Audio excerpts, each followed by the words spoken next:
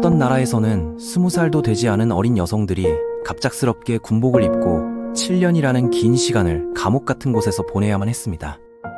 그들에게는 거부할 권리도 선택할 자유도 없었죠. 이건 상상 속 이야기가 아니라 2015년부터 북한에서 실제로 벌어지고 있는 일이었습니다. 김정은 정권이 공식화한 여성 의무복무제도 아래에서 수만 명의 젊은 여성들이 겪어야 했던 참혹한 현실은 오랫동안 세상에 알려지지 않았어요. 하지만 생명을 걸고 탈출한 용감한 여성들의 증언을 통해 그 진실이 조금씩 드러나기 시작했습니다.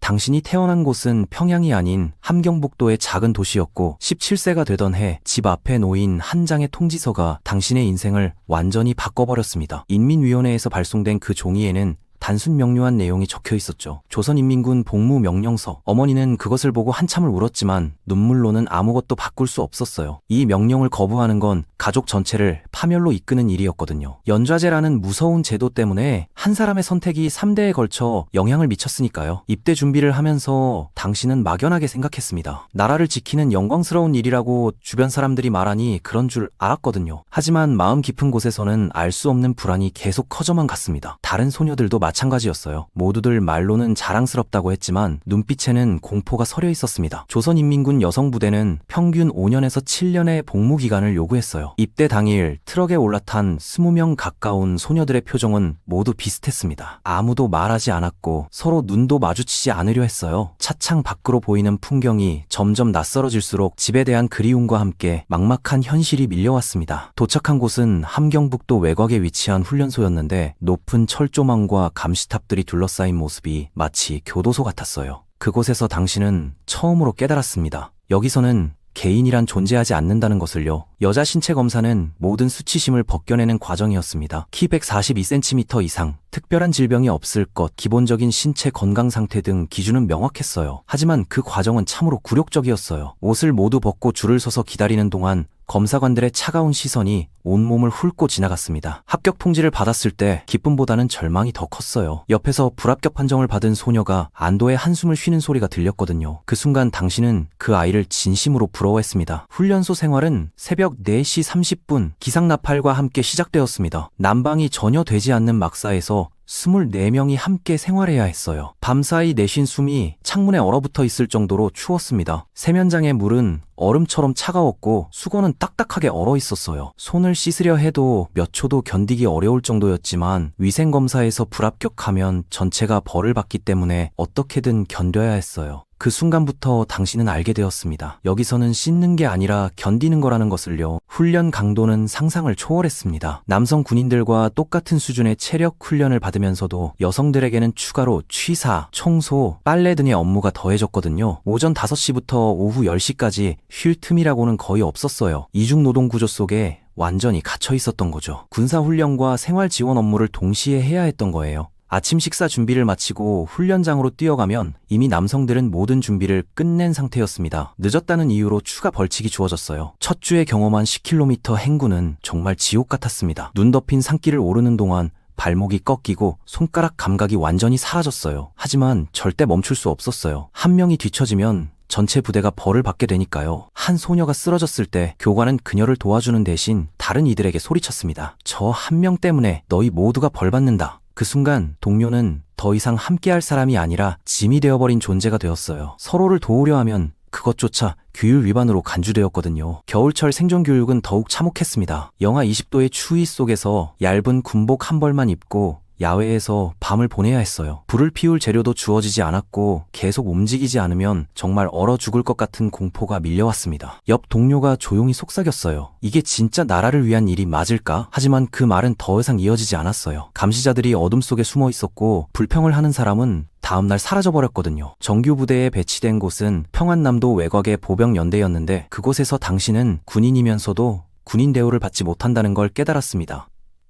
매일 아침 첫 번째 임무는 300명분의 식사를 준비하는 일이었어요. 이 모든 일은 여성 군인들의 몫이었습니다. 그 시간에 남성들은 훈련을 받거나 휴식을 취했어요. 우리는 군인인 동시에 하녀였다는 말이 부대 내에서 공공연하게 오갔습니다. 누구도 그걸 문제라고 여기지 않았어요. 감자를 씻고 채소를 썰고 무거운 솥을 나르는 동안 손에는 물집이 잡히고 상처가 생겼지만 치료받을 시간은 없었습니다. 식사 후에는 설거지, 그 다음엔 막사 청소, 오후에는 빨래가 기다리고 있었어요. 남성 군인들의 군복까지 빨아야 했는데 그들은 당연하다는 듯 옷을 던져놓았습니다. 누군가 항의하면 여자가 할 일 아니냐 라는 말만 돌아왔어요. 저항하면 처벌이 따랐고 그 처벌은 개인이 아닌 집단에게 돌아갔습니다. 부대 내에서는 여성 군인을 비하하는 은어가 공공연하게 사용되었습니다. 그 의미는 명확했어요. 여성은 전투원이 아니라 보조 인력 혹은 그보다도 못한 존재로 여겨졌거든요. 이러한 성별 기반 차별이 체계적이고 광범위하게 이루어지고 있었습니다. 훈련에 참여할 기회조차 제한되었고 여자는 전투에 나설 일이 없다는 이유로 기본적인 무기 교육도 생략되었어요. 더 끔찍한 건 생리용품이 전혀 지급되지 않는다는 사실이었습니다.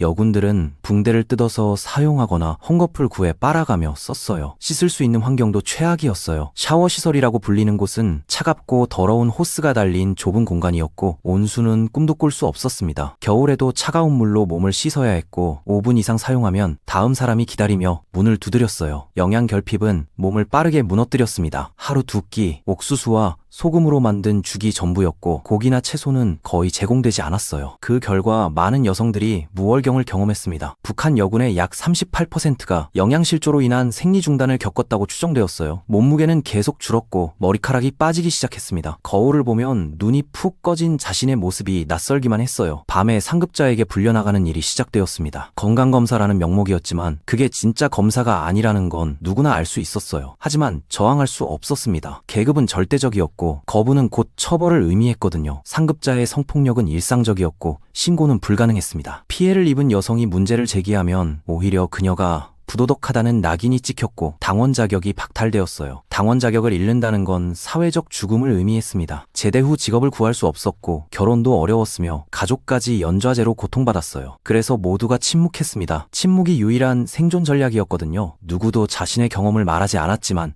모두가 알고 있었습니다. 누가 밤에 불려나가는지, 누가 울고 있는지를요. 벌칙은 일상이 되었습니다. 작은 실수 하나가 전체 부대의 처벌로 이어졌고 연대 책임이라는 이름 아래 모두가 고통받았어요. 한 여군이 행군 중 배낭을 떨어뜨렸을 때 교관은 전체를 세웠습니다. 한 명의 실수는 전체의 수치다. 그 말과 함께 시작된 기합은 2시간 동안 계속되었어요. 엎드려 뻗쳐, 팔굽혀 펴기, 무릎 꿇고 손들기, 몸이 비명을 지르지만 소리를 낼 수는 없었습니다. 겨울철 벌칙은 더욱 잔혹했습니다. 손을 얼음물에 담근 뒤 철봉에 매달리는 처벌이 자주 사용되었어요. 얼음처럼 차가운 물에 손을 담그면 감각이 사라지고 그 상태에서 철봉을 잡으라는 지시가 내려졌어요. 젖은 손이 철봉에 얼어붙고 떼어낼 때 피부가 찢겨나갔습니다. 치료는 없었고 다음 날도 같은 일과가 반복되었어요. 더욱 충격적인 건 기쁨조 선발이었습니다. 외모가 뛰어난 여성들을 대상으로 한 심사였는데 표면적으로는 문화봉사라고 했지만 그 실체는 달랐어요. 기쁨조는 최고 지도자와 고위 간부들을 위한 성적 서비스를 제공하는 여성 집단으로 정의되었습니다. 선발 과정은 치욕적이었어요. 키 160cm 이상 외모 심사 그리고 순결 검사가 진행되었습니다. 옷을 벗고 줄을 서서 평가받는 동안 남성들의 시선이 온몸을 훑었어요. 이 정도면 괜찮겠어. 얼굴은 예쁜데 키가 좀 작네 같은 말들이 오갔습니다. 품평회처럼 진행되는 선발 과정에서 여성들은 사람이 아니라 상품이었어요. 기쁨조는 3가지로 분류되었습니다. 만족조는 성적 서비스를, 행복조는 마사지를, 가무조는 노래와 춤을 담당했어요. 전 기쁨조 출신자의 증언에 따르면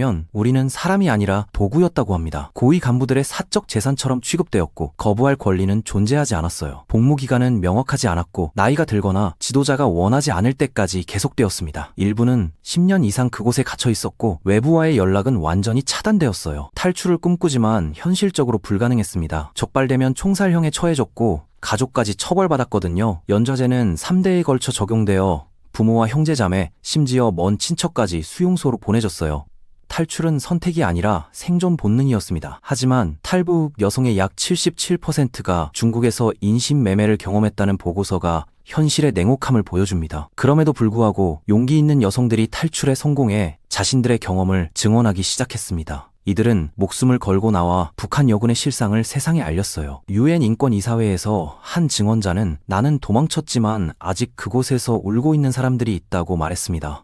그들의 증언은 국제사회에 충격을 주었고 북한 정권의 인권 유린을 폭로하는 중요한 기록이 되었어요. 7년의 복무가 끝나고 제대를 하지만 기쁨은 없었습니다. 여군 출신은 결혼시장에서 기피 대상이었고 정신적으로 문제가 있다는 편견이 만연했어요. 복무 기간 동안 건강, 자존감, 미래에 대한 희망을 모두 잃었습니다. 트라우마는 지워지지 않았고 침묵 속에서 계속 자아났어요. 정신건강 지원은 존재하지 않았고 고통은 개인이 혼자 짊어져야 할 짐이었습니다. 제대 후에도 고통은 끝나지 않았습니다. 가족들은 변한 당신을 이해하지 못했고 이웃들은 수군거렸어요. 저 여자 군대 갔다 왔대. 뭘 겪었을지 뻔하지. 소문은 빠르게 퍼지고 점점 더 고립되었습니다. 복무는 끝났지만 진짜 전쟁은 당신 안에서 조용히 계속되고 있었어요. 이것은 개인의 비극이 아니라 국가가 조직한 범죄였고 침묵 속에 묻힌 역사였습니다. 군복을 입은 소녀들은 영웅이 아니라 피해자였어요. 북한 정권이 조국 수호라는 명목으로 징집한 수만 명의 여성들은 체계적인 인권 유린 속에서 청춘을 잃었습니다. 이들의 이야기를 기억해주세요. 아직도 그곳에서 고통받고 있는 수많은 여성들을 위해서요.